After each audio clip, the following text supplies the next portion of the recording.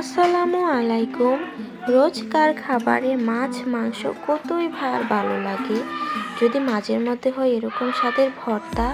তো চলুন এই রেসিপিটা আজ আপনাদের সাথে শেয়ার করি। এখানে আমি ছোট আলুর খোসা ছাড়িয়ে নিয়েছি। এগুলি আমি ভালো করে ম্যাশ করে নিচ্ছি, যেন বেশি পরিমাণে লাম্পস না থাকে। আমার ম্যাশ করা হয়ে গেছে। এবার আমি নিয়ে নিচ্ছি 3টে ভাজা শুকনা মরিচ, আর এখন আমি দিয়ে দিচ্ছি স্বাদ মতো লবণ। অবশ্যই এটা আপনারা আপনাদের টেস্ট মতো দেবেন, যতটুকু ঝাল লবণ খেতে আপনারা পছন্দ করেন। আমি মরিচ আর লবণ ভালো করে মিশিয়ে নিচ্ছি। এবার আমি দিয়ে দিব কুচনো পেঁয়াজ। আমি পেঁয়াজগুলি ভালো করে মরিচ লবণের সাথে মিশিয়ে নেব।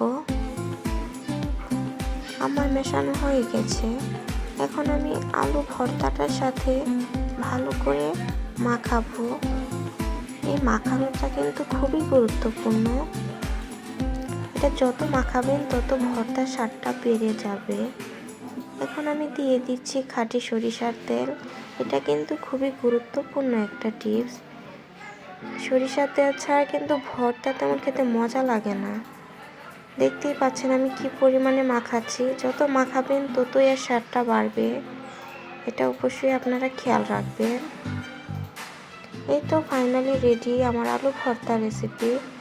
আপনাদের কাছে ভালো লেগে থাকলে লাইক, কমেন্টস, শেয়ার করতে ভুলবেন না, আর চ্যানেলটাকে সাবস্ক্রাইব করে দেবেন প্লিজ। আল্লাহ হাফেজ।